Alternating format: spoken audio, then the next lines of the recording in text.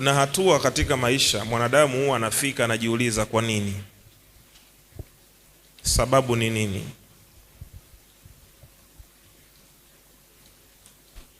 Kila kitu duniani kina sababu. Hakuna kitu ambacho hakina sababu. Hata wewe kuwepo hapa kuna sababu. Na Mungu hiyo sababu ikamilike. Kila kitu kina sababu. Ukiona mtu anamtukana mtu kuna sababu.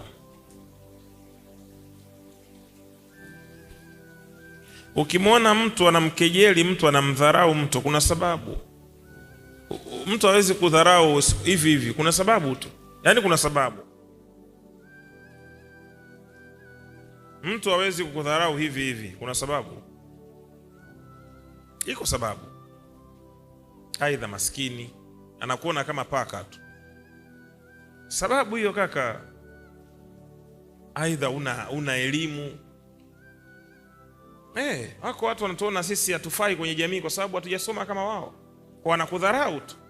Wewe ni protocol, unaenda na kiongozi sehemu, kiongozi ajala, wewe ushavamia wali. Hizi njaa zitawaua. Lazima ufuate kanuni. Wewe ni kiongozi, ni mfanyabiashara, unakwenda na timu yako, lazima uifundishe kanuni. Hatujaenda kula pale, tumeenda kufanya biashara. Kwa babu yangu aliniambia, nikienda na wewe sehemu, nikila kula, usipokula na wewe usile.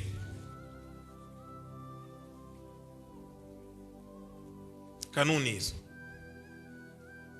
Sasa nikafika kwa rafiki yake, nikakaribishwa nini? Mahindi so haya mahindi ya daa, mahindi nielewe. Hindi uko hapa linapikwa kule mwisho, linanukia huku. Niliporudi nyumbani, mzee wangu, ni wazee wale wa miguu miwili wale, kwa hiyo akachukua kamba, kulikuwa na mpera nje, akaning'iniza kichwa chini miguu juu.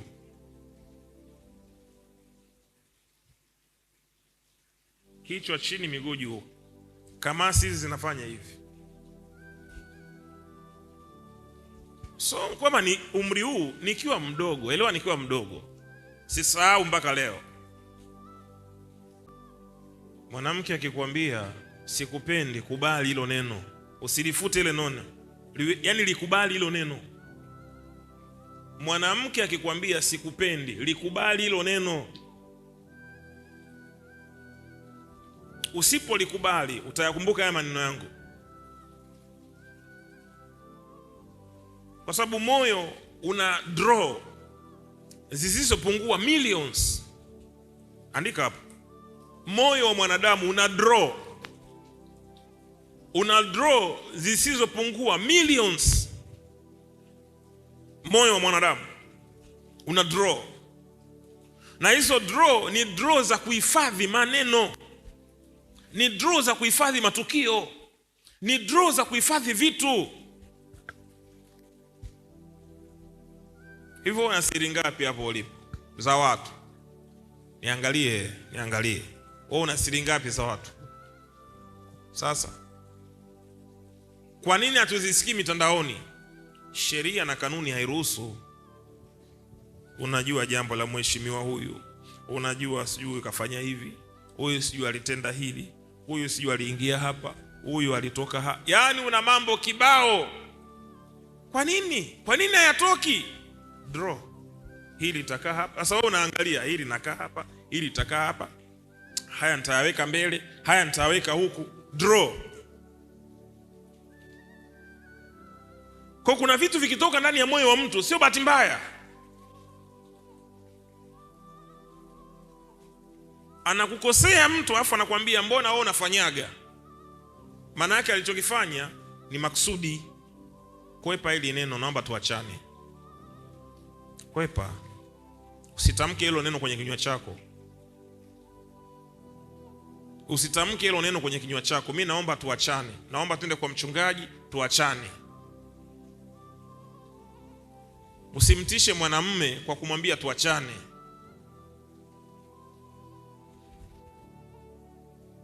The same na wewe mwanaume, usimtishe mwanamke kwa kumwambia tuachane, au kuna wanawake wengi wananitaka. Wewe unajuaje kama wanakutaka kimaisha? Labda wanakutaka kifedha, labda wanakutaka kwa sababu una cheo. Wewe unajuaje? Labda wanakutaka ili wakuangamize. Wewe unajuaje? Mimi siwezi kufeel proud kusema eti mimi IPM wanawake wananitaka wengi hivi, no. Ndio maana huwa siwajibu. Kuna message kibao humo, naomba nizae na wewe. Naambia mimi sio mzajishaji. Mwingine juzi nimemjibu TikTok, na mimi nimekupenda, naomba niwe na wewe, nitatunza siri. Nikamwambia mimi sina siri. Kwanza sina nguvu za kiume, zimeisha.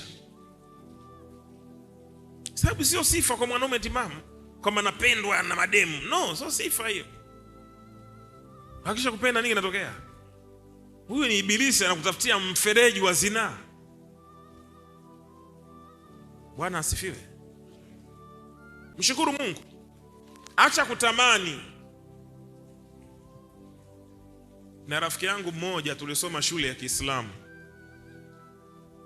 akawa anataka maumbile makubwa, katokea Mtwara huko.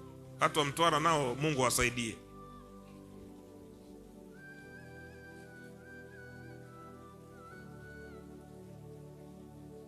Tuko chuo Iringa hiyo, baridi, anatamani maumbile makubwa. Kaambia ya nini? Mwanangu, heshima ndoa. Ngani umeoa? Si bado sisi wanafunzi, tusome kwanza. Labda ukimaliza shule yatazidi unayotaka. Unataka kuwa kama punda au nani? Mwanangu tembo hivi. Ambia haya, tusome basi kwanza. Likizo imekuja, akaenda Mtwara huko, kaenda kwa waganga kwenda kujichanja huko. Wamemkata vibaya mshipa, haya kalala, imelala. Shule imekwisha. Nakwambia ukweli, wamemharibu. Wamempiga madawa badala izidi nielewe yani, sawa? Hainyanyuki. Kila ukipiga gia inaanguka hivi. Kila ukipiga inaanguka hivi. Ndio tayari. Sisi wenyewe tumeridhika na maumbile yetu ya Kichina. Sema amina. Amina. Kwa sababu kikubwa starehe. Kikubwa mfurahishane. Ridhika na maumbile uliopewa mwanamke. Mwembamba ridhika, ni mnene ridhika. Kitendo cha kutoridhika maana yake unamkufuru nani? Aliyekuumba. Unamkufuru aliyekuumba. Bwana asifiwe. Bwana asifiwe. Amen.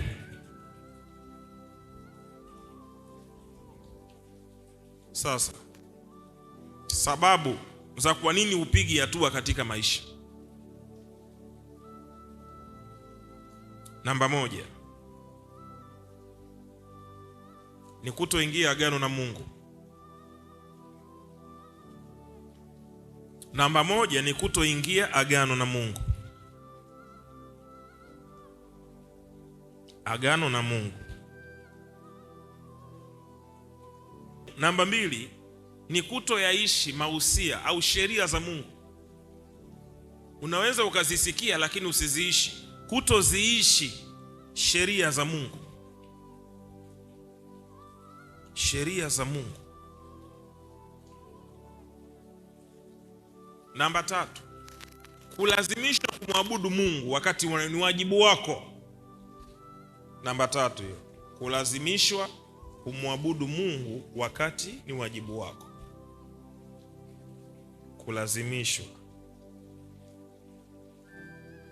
Kulazimishwa kumwabudu Mungu wakati ni wajibu wako. Kwa nini unalazimishwa kumwabudu Mungu wakati ni wajibu wako? Kwa nini? Yaani kumwabudu Mungu ni wajibu wako, lakini wewe unataka ulazimishwe. Njoo. Hizo ni moja ya sababu zinafanya watu wasipige hatua katika maisha. Namba ngapi hiyo? Namba 3. Namba 4, huna kilinge, madhabahu. Huna madhabahu ya kukusemea. Hii kitu kinasemea watu. Kuna watu wako Kenya, kuna watu wako Zambia, kuna watu wako Marekani, wanajiunganisha na hii madhabahu. Na ujiunganishi kwa maneno, unajiunganisha kwa sadaka. Madhabahu.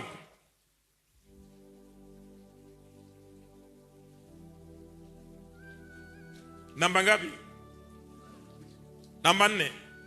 Namba 5, wakifanikiwa wanakimbia. Sababu za kutopiga hatua, yaani mtu akipata kidogo anakimbia.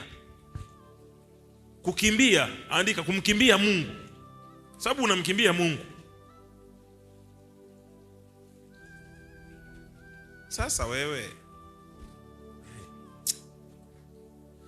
acha ushamba ukipata mali. Acha urimbukeni brother. Mnasikia? Ukipata mali jifunze kurelax. Ndio maana waganga wakubwa zamani walikuwa ni ngumu sana kuwapa uwezo vijana. Ukienda kuanzia miaka 50 ndio mganga anakupa nguvu, sababu wajua huyu anataka maisha kweli. Lakini ukienda una miaka 25 hakupi mali, hakupi nguvu ya utajiri, kwa sababu anajua vijana hawawezi masharti. Hawawezi masharti. Vijana wana mihemuko, vijana wanabadilika, vijana wana safari, vijana bado wana mambo mengi.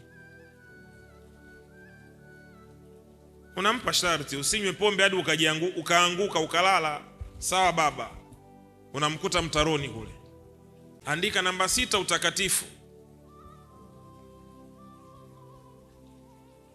Alafu namba 7, ukamilifu.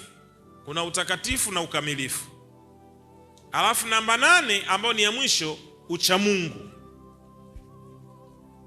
Mungu awabariki mnaokuja na diary mnaandika, mnanifurahisha sana. Yaani mnanifurahisha mno. Mungu awabariki sana.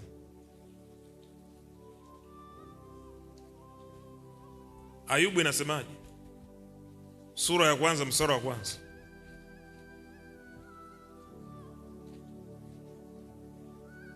Mmeona sifa za Ayubu? Yes. Kwa nini mali ilikuwepo kwake? Huyu Ayubu alikuwa mkamilifu na mwelevu.